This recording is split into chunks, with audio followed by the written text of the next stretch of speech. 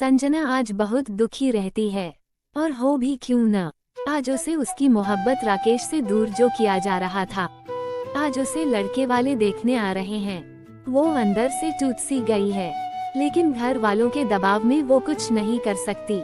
वो यह शादी नहीं करना चाहती, लेकिन उसके घर वाले जबरदस्ती उसकी शादी राजू नाम के एक बनिया से करने जा रहे हैं। आखिर कैसे संजना को राकेश से मोहब्बत हो जाती है? आखिर क्यों संजना के घर वाले इन दोनों की शादी के खिलाफ हैं? आइए कुछ समय पीछे चलकर यह सब जानते हैं। आज संजना स्कूल से घर आ रही थी। वो 12th क्लास में पढ़ती है। रास्ते में उसे राकेश नाम का लड़का दिखता है, जो कि संजना से उम्र में काफी बड़ा रहता है। उसकी उम्र करीब 30 साल रहती है। वो अपने दोस्तों के साथ गली में बैठा रहता है और संजना को देखकर सीटी मारता है और उसे बुरी नजर से देखता है। संजना अभी सिर्फ 18 साल की एक मासूम लड़की है। उसे राकेश की यह हरकत अजीब लगती है, इसलिए वो चुपचाप सिर झुकाए हुए अपने घर चली जाती है। दूसरे दिन भी स्कूल जाते वक्त ऐसा ही कुछ होता है। अब तो जैसे राकेश संजना के इंतजार में रोज रास्ते में बैठने लगा, और जब संजना रास्ते से गुजरती तो वो उसको घूरता रहता और गंदे इशारे करता। संजना उसकी ऐसी हरकतों को इग्नोर करती है और सीधा घर चली जाती है। संजना यह बात अपने घर में किसी को नहीं बताती, क्योंकि वो सोचती है कि उसका स्कूल जाना बंद हो जाएगा। एक महीना ऐसे ही गुजर जाता है। एक दिन गली में सन्नाटा देखकर राकेश संजना का हाथ पकड़ लेता है, तो संजना एकदम घबरा सी जाती है। वो चिल्लाने के लिए जैसे ही अपना मुंह खोलती है, राकेश उसका मुंह बंद कर देता है और कहता है, देखो संजना, मैं तुमसे बहुत प्यार करता हूँ और तुमसे शादी करना चाहता हूँ। हर रोज मैं रास्ते में इसलिए बैठा रहता हूँ ताकि तुम्हारी एक झलक पा सकूं।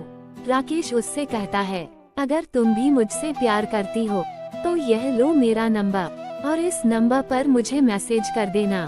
इतना कहकर राकेश वहाँ से चला जाता है। संजना एकदम सकते में पड़ जाती है। फिर घर जाकर राकेश का दिया हुआ लेटर पढ़ती है। उसमें राकेश का नंबर रहता है और साथ ही यह लिखा रहता है, संजना, मैं तुमसे बहुत मोहब्बत करता हूँ। रात दिन बस तुम्हारे ही सपने देखता हूँ। अगर तुम मुझे न मिली तो मैं मर जाऊंगा। अगर तुम भी मुझसे प्यार करती हो तो इस नंबर पर मुझे मैसेज करना। मैंने तुमसे मिलने के लिए बेताब हूँ। तुम्हारा प्रेमी राकेश। संजना एक मासूम और भोली लड़की रहती है, इसलिए राकेश की बातों में आ जाती है। वो उसकी हवस को मोहब्बत समझ बैठती है और खुशी खुशी उसे मैसेज करती है, हेलो राकेश, मैं संजना। राकेश उसका मैसेज पढ़कर खुश हो जाता है कि वो अपने मकसद में कामयाब हो रहा है। फिर संजना को रिप्लाई करता है कि रुको, मैं तुम्हें कॉल करता हूँ। संजना कॉल रिसीव करती है और राकेश से कहती है, क्या सच में आप मुझसे मोहब्बत करते हैं? राकेश उसको यकीन दिलाता है और कहता है, हाँ बिल्कुल, आई लव यू। अगर यकीन नहीं है तो बताओ, मैं तुम्हारे लिए अपनी जान दे सकता हूँ। फिर तो तुम्हें यकीन हो जाएगा ना। राकेश उसे अपने प्यार के जाल में फंसाने के लिए यह सब कहता है। संजना भी उसकी ऐसी बातों से अब पूरी तरह से राकेश पर भरोसा करने लगती है और कहती है, जान दे आपके दुश्मन, मुझे तो आपकी जिंदगी चाहिए। इस तरह राकेश और संजना रोज कॉल पर बातें करने लगते हैं। राकेश संजना को मिलने के लिए भी बुलाता है। संजना उसे दूर किसी पार्क या रेस्टोरेंट में मिलती है। इस तरह दिन ब दिन राकेश उसे अपने प्यार के जाल में फंसाता जाता है। अब राकेश को भरोसा हो जाता है कि वो जो भी संजना से कहेगा वो संजना मानेगी, इसलिए वो संजना को कॉल करके कहता है कि मैं तुमसे मिलना चाहता हूँ। संजना कहती है कि अभी कल ही तो मिले हैं पार्क में, अब आज फिर कैसे मिल सकते हैं? इतनी भी बेसब्री कैसी है मुझे देखने की? कहो तो फोटो भेज देती हूँ। राकेश कहता है, तुम समझ नहीं रही हो, मैं तुमसे बहुत मोहब्बत करता हूँ। I love you. मैंने हम दोनों के लिए एक होटल में कमरा बुक किया है। मैं तुम्हारे साथ वहाँ पर कुछ टाइम बिताना चाहता हूँ। संजना भोली जरूर रहती है, लेकिन वो अपने कल्चर, अपनी मर्यादा जानती है और समझ जाती है कि राकेश उसे किसी होटल में मिलने के लिए क्यों कह रहा है। इसलिए वो राकेश से कहती है कि मैं जानती हूँ कि तुम मुझसे बहुत प्यार करते हो और मेरे साथ टाइम बिताना चाहते हो, लेकिन जब तक हमारी शादी नहीं हो जाती तब तक ऐसे किसी होटल में मिलना ठीक नहीं। राकेश के बहुत समझाने के बाद भी जब संजना नहीं मानती तो राकेश समझ जाता है कि संजना शादी से पहले उसके जाल में नहीं फंसने वाली। अगर वो उसको हासिल करना चाहता है तो उसे संजना से शादी करनी होगी। इसलिए 2 दिन बाद वो संजना से कहता है कि मैं तुमसे शादी करना चाहता हूँ। मेरे माँ बाप भाई बहन तो कोई है नहीं, सिर्फ कुछ निठल्ले दोस्त हैं। इसलिए मैं ही तुम्हारे घर तुम्हारी फैमिली से रिश्ते की बात करने आऊँगा।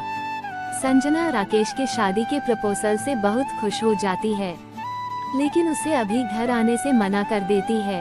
वो कहती है कि मेरे भी बाबा नहीं हैं, लेकिन माँ और एक बहन है।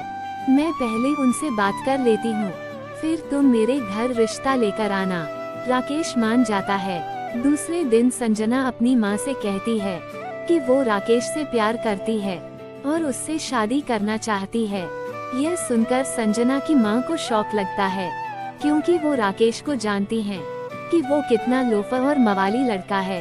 वो पहले तो संजना को डांटती हैं, लेकिन फिर बाद में उसे समझाती हैं कि राकेश उसके लिए ठीक नहीं है, लेकिन संजना उसके बारे में कुछ बुरा नहीं सुनना चाहती।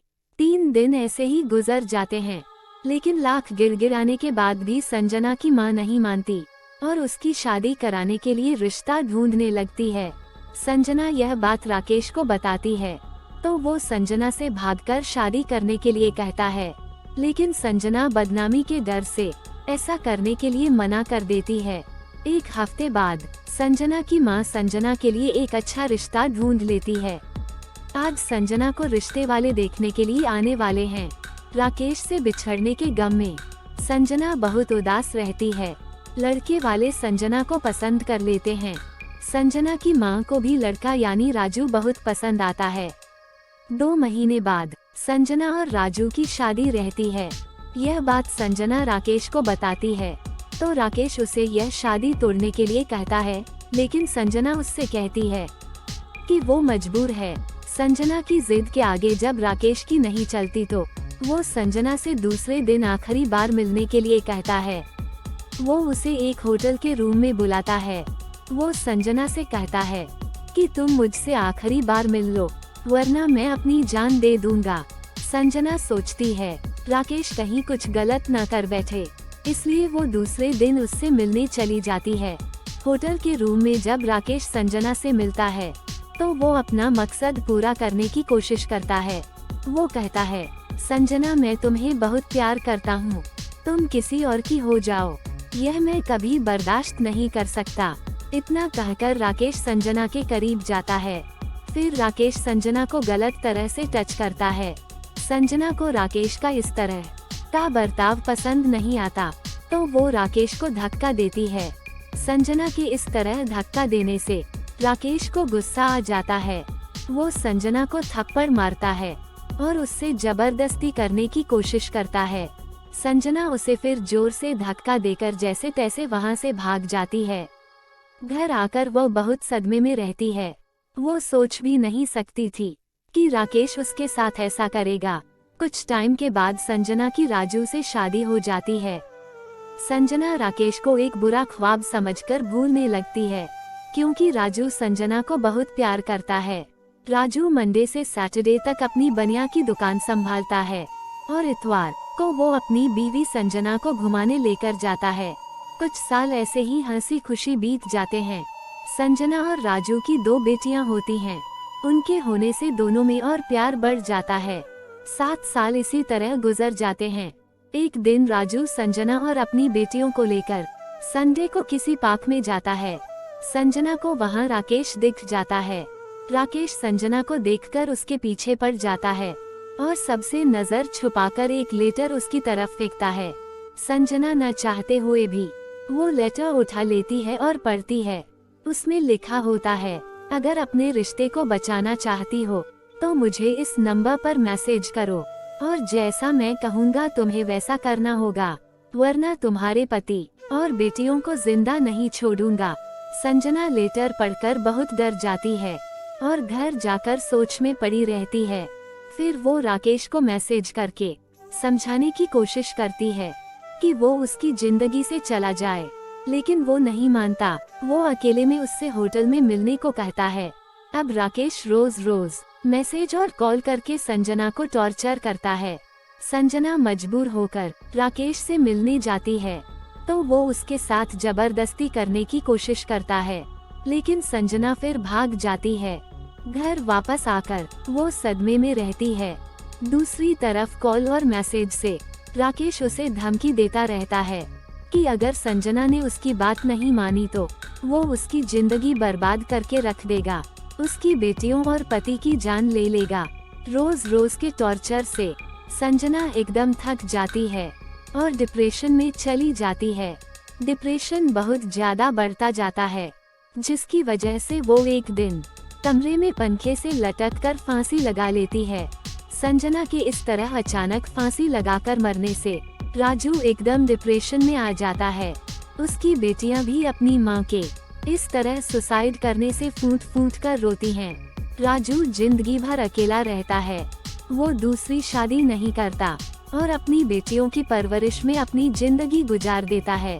उसे बस यही बात काट खाती थी कि आखिर क्यों उसकी पत्नी संजना ने आत्महत्या की।